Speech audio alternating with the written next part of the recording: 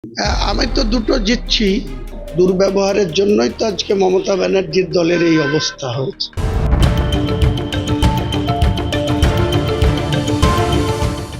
পশ্চিমবঙ্গের রাজ্য রাজনীতির ইতিহাসে এমন অবিশ্বাস্য এবং শ্বাসরুদ্ধকর অধ্যায় সম্ভবত এর আগে কখনো লেখা হয়নি। একদিকে 15 বছরের অজেয় ধর্মনিরপেক্ষ দুর্গের অপ্রত্যাশিত পতন, আর ঠিক সেই ধ্বংসস্তূপের মাঝেই সম্পূর্ণ একাকী দাঁড়িয়ে এক মুসলিম রাজনীতিকের অভাবনীয় উত্থান। চারপাশের সমস্ত রাজনৈতিক সমীকরণ যখন প্রবল ঝড়ে লণ্ডভণ্ড, তখন মুর্শিদাবাদের মাটি থেকে যে খবরটি গোটা ভারতকে স্তব্ধ করে দিয়েছে তার কেন্দ্রে রয়েছেন হুমায়ুন কবির। তৃণমূল কংগ্রেস থেকে সরাসরি বহিষ্কৃত হওয়ার পর নিজস্ব একটি আনকোরা দল গড়ে তিনি সম্পূর্ণ একাই ভোটের মাঠে নেমেছিলেন। ফলাফল প্রকাশের পর দেখা গেল রাজ্যের দুটি হেভিওয়েট বিধানসভা আসনে ভারতীয় জনতা পার্টির প্রার্থীদের বিপুল ভোটে পদানত করে নিরঙ্কুশ বিজয় ছিনিয়ে এনেছেন তিনি। এই বিজয় শুধু কোনো সাধারণ নির্বাচনী জয় নয়, বরং মুর্শিদাবাদের সম্পূর্ণ বাবরি মসজিদের আদলে একটি নতুন মসজিদ নির্মাণের যে ঐতিহাসিক ঘোষণা তিনি দিয়েছিলেন, এই জয়ের মাধ্যমে বাংলার মাটিতে সেই ঘোষণায় আজ সবচেয়ে বড় বৈধতা আদায় করে নিয়েছে। নির্বাচন কমিশনের চূড়ান্ত পরিসংখ্যানের দিকে নজর দিলে এই জয়ের বিশালত্ব অত্যন্ত স্পষ্টভাবে ধরা পড়ে। 15 রাউন্ডের ভোট গণনা শেষে রেজিনগর বিধানসভা আসনে হুমায়ুন কবির একাই নিজের ঝুলিতে টেনে নিয়েছেন 1,23,536টি ভোট। এই আসনে ভারতীয় জনতা পার্টির প্রার্থী বাপন ঘোষ তার কাছে আক্ষরিক অর্থেই খড়কুটার মতো উড়ে গেছেন। 58,876 ভোটের এক বিশাল এবং অপ্রতিরোধ্য ব্যবধানে বিজেপিকে হারিয়ে রেজিনগরের মানুষের অবিসংবাদিত নেতা হিসেবে নিজেকে প্রতিষ্ঠিত করেছেন হুমায়ুন। অন্যদিকে নওদা বিধানসভা আসনের চিত্রটিও ছিল একই রকম চমকপ্রদ। সেখানে 21 রাউন্ডে টানা গণনার পর হুমায়ুন কবিরের প্রাপ্ত মোট ভোট সংখ্যা গিয়ে দাঁড়ায় 86,463টিতে। এই আসনে তিনি বিজেপির আরেক দাপুটে প্রার্থী রানা মণ্ডলকে 27,943 ভোটের বড় ব্যবধানে পরাজিত করেছেন।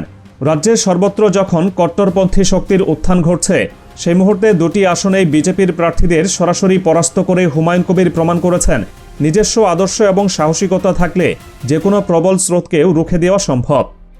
তার এই অভাবনীয় সাফল্যের পেছনের প্রেক্ষাপটটি ভারতের সাম্প্রতিক রাজনীতির অন্যতম চাঞ্চল্যকর নির্মাণের প্রকাশ্য ঘোষণা দিয়ে রাজ্য রাজনীতিতে ভূমিকম্প তৈরি করেছিলেন হুমায়ুন কবির। তার এই আপোষহীন ঘোষণার কারণে তৎকালীন মুখ্যমন্ত্রী মমতা বন্দ্যোপাধ্যায় তাকে দল থেকে স্থায়ীভাবে বহিষ্কারের ঘোষণা দেন।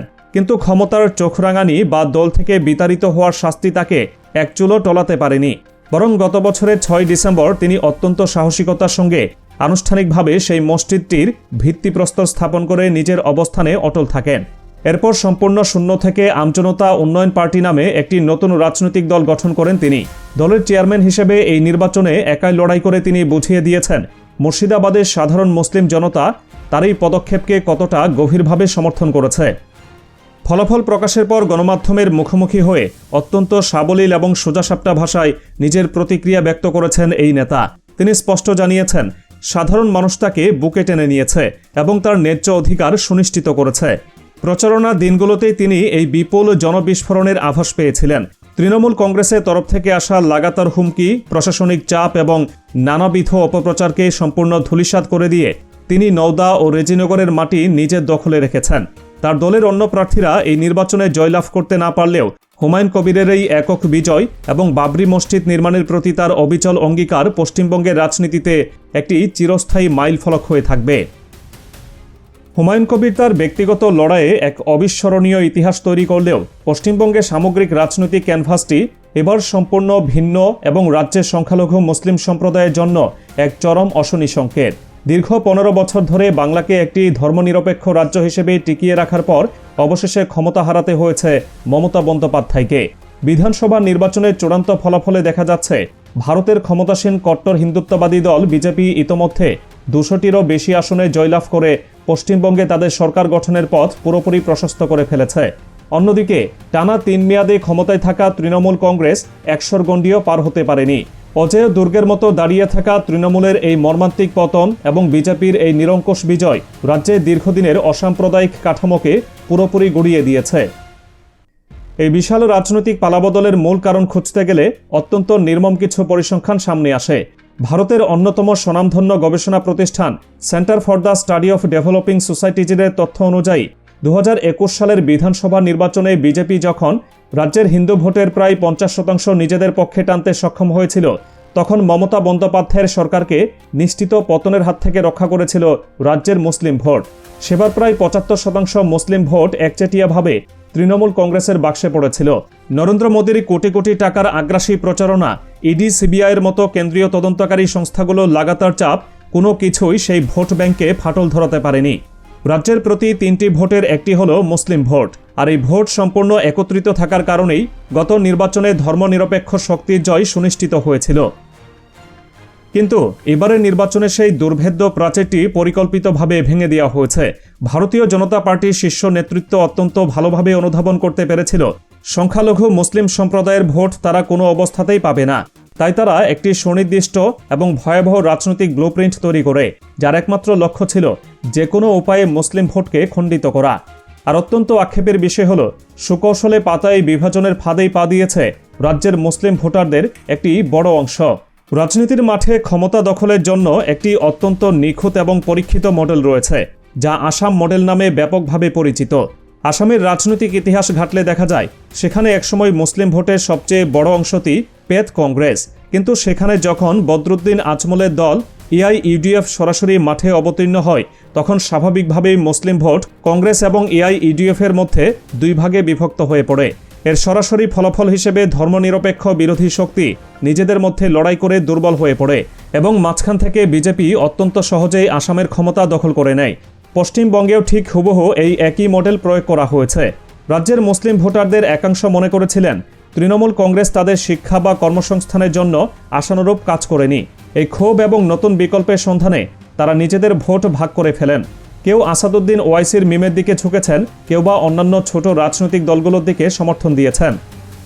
মুসলিম ভোটের এই খণ্ড বিখণ্ড অবস্থায় বিজেপির জন্য বাংলার ক্ষমতার মূল দরজাটি হাট করে খুলে দিয়েছে। ভোট ভাগ হওয়ার কারণে তৃণমূল কংগ্রেসের শক্তি হুহু করে কমে যায় এবং সেই সুযোগে বাংলার সিংহাসনে আসীন হয় বিজেপি। মমতা বন্দ্যোপাধ্যায়ের শাসনামলে মুসলিম সমাজের সব প্রত্যাশা হয়তো শতভাগ পূরণ হয়নি, কিন্তু একটি নিরেট বাস্তবতাকে আজ কোনোভাবেই অস্বীকার করার উপায় নেই। উত্তরপ্রদেশ, মধ্যপ্রদেশ বা গুজরাটের মতো রাজ্যগুলোতে বোলডোজার রাজনীতি, বিনা বিচারে মুসলিমদের বাড়িঘর গড়িয়ে দেওয়া বা রাস্তায় ফেলে পিটিয়ে মারার যে ভয়াবহ সংস্কৃতি বিজেপি প্রতিষ্ঠা করেছে, তা এতকাল বাংলায় প্রবেশ করতে পারেনি শুধুমাত্র মমতা বন্দ্যোপাধ্যায়ের শক্ত অবস্থানের কারণে। তিনি কট্টরপন্থীদের বিষাক্ত থাবা থেকে বাংলার সংখ্যালঘুদের রাজনৈতিক ও সামাজিকভাবে নিরাপদ রাখার একটি ইস্পাতের ঢাল হিসেবে কাজ করেছেন। আজ সেই ঢালটি পুরোপুরি চুরমার হয়ে গেছে। নতুন এই কট্টরপন্থী সরকারের অধীনে বাংলার সামাজিক ও রাজনৈতিক চিত্রটি কেমন হতে পারে তা নিয়ে সাধারণ মানুষের মধ্যে এক অজানা এবং শীতল আতঙ্ক তৈরি হয়েছে। বিজেপি তাদের রাজনৈতিক প্রচারণায় সবসময় বাংলাদেশি অনুপ্রবেশকারী ইস্যুটিকে প্রধান হাতিয়ার হিসেবে ব্যবহার করে আসছে। ভারতের অন্য যে কোনো রাজ্যে ফায়দা লুটতে হলে বা নির্বাচনের সময় এলেই তারা বাংলাদেশের নাম জড়িয়ে কাল্পনিক ভীতি তৈরি করাকে নিজেদের মজ্জাগত অভ্যাসে পরিণত করেছে। দীর্ঘদিন ধরেই দলটির শীর্ষ নেতারা অত্যন্ত খোলামেলাভাবে অভিযোগ করে আসছেন তৃণমূল সরকার অবৈধ অনুপ্রবেশকারীদের আশ্রয় দিয়ে ভোট ব্যাংক বানিয়েছে। এই উস্কানিমূলক বক্তব্যের মূল লক্ষ্যই হল সাধারণ হিন্দু ভোটারদের মনে একটি স্থায়ী ভীতি তৈরি করা এবং মেরুকরণের মাধ্যমে নিজেদের রাজনৈতিক ভিত মজবুত করা। এখন যেহেতু তারা সরাসরি ক্ষমতায় বসেছে, তাই তাদের সেই প্রকাশ্য হুমকিগুলো বাস্তবে রূপ নেওয়ার সময় চলে এসেছে। ন্যাশনাল রেজিস্টার অফ সিটিজেন্স এবং সিটিজেনশিপ অ্যামেন্ডমেন্ট অ্যাক্ট বা সিএ এর মতো বৈষম্যমূলক আইনগুলোর খড়গ এখন সরাসরি সাধারণ খেটে খাওয়া ভারতীয় মুসলমানদের ঘাড়ের উপর নেমে আসার প্রবল আশঙ্কা দেখা দিয়েছে। অবৈধ অনুপ্রবেশকারী খোঁজার নামে রাষ্ট্রযন্ত্রকে ব্যবহার করে চরম হয়রানি শুরু করা হবে। বংশ পরম্পরায় যারা শত শত বছর ধরে বাংলার মাটিতে বসবাস করছেন, যাদের পূর্বপুরুষদের কবর এই বাংলার মাটিতেই রয়েছে, তাদেরও এখন সরকারি দপ্তরে গিয়ে নথিপত্রের পর নথিপত্র দেখিয়ে প্রমাণ করতে হবে যে তারা প্রকৃত ভারতীয় নাগরিক। বৈধ নাগরিকদের অবৈধ বানানোর এই প্রক্রিয়ায় অনুপ্রবেশকারী দমনের নামে মূলত টার্গেট করা হবে রাজ্যের সাধারণ মুসলিম সমাজকেই। শুধুমাত্র নাগরিকত্বের সংকটই নয়, দৈনন্দিন জীবনযাপনের প্রতিটি স্তরেও এই সরকার কী পরিমাণ হস্তক্ষেপ করতে পারে তা ভারতের অন্যান্য বিজেপি শাসিত রাজ্যের দিকে তাকালেই অত্যন্ত পরিষ্কার হয়ে যায়। সেখানে মানুষের খাদ্যাভ্যাস, পোশাক পরিচ্ছদ এবং ধর্মীয় আচার অনুষ্ঠান পালনের উপর প্রতিনিয়ত রাষ্ট্রের নজরদারি এবং খবরদারি চালানো হয়। গরুর মাংস রাখা বা পরিবহনের গুজবে পিটিয়ে হত্যার মতো মর্মান্তিক ঘটনাগুলো ওই রাজ্যগুলোতে নিত্যনৈমিত্তিক ব্যাপারে পরিণত হয়েছে। পশ্চিমবঙ্গেও ঠিক এমন পরিস্থিতির সৃষ্টি হওয়ার প্রবল শঙ্কা তৈরি হয়েছে। যা রাজ্যে দীর্ঘদিনের অসাম্প্রদায়িক কাঠামোর জন্য এক চরম বিপর্যয় ডেকে আনবে। কে কি খাবে, কে কি পোশাক পরবে, সবকিছুতেই এখন রাষ্ট্রের উগ্র খবরদারি শুরু হওয়ার পথ তৈরি হয়েছে।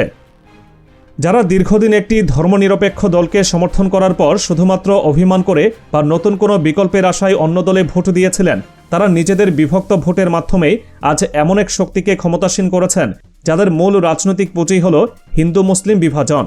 সংখ্যালঘুদের অধিকার রক্ষার জন্য যে নেত্রী বুক চিতিয়ে লড়াই করতেন, শুধুমাত্র রাজনৈতিক অপরিণামদর্শিতার কারণে তাকে আজ ছুড়ে ফেলা হয়েছে। রাজনীতিতে একতাই বল এবং বিভক্তিতে পতন, এই পুরনো প্রবাদটি আজ পশ্চিমবঙ্গের বুকে নির্মমভাবে সত্য বলে প্রমাণিত হল। মমতা বন্দ্যোপাধ্যায়ের এই পরাজয় শুধুমাত্র একটি নির্দিষ্ট রাজনৈতিক দলের ক্ষমতা হারানো নয়, বরং এটি বাংলার দীর্ঘদিনের অসাম্প্রদায়িক ও ধর্মনিরপেক্ষ কাঠামোর এক চূড়ান্ত পতন।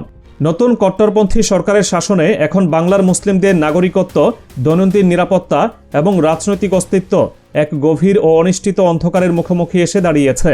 এই সরকারের আমলে রাজ্যে বিপুল উন্নয়ন হবে বা কর্মসংস্থান বাড়বে, এমনটা ভাবার কোনো বাস্তবসম্মত কারণ আর অবশিষ্ট নেই। কারণ তাদের অতীতের শাসন ব্যবস্থার ইতিহাস পর্যালোচনা করলে দেখা যায়, উন্নয়ন বা কর্মসংস্থানের চেয়ে বিভাজন, ঘৃণা এবং আতঙ্কের রাজনীতিকেই তারা সবসময় তাদের প্রধান হাতিয়ার হিসেবে ব্যবহার করেছে।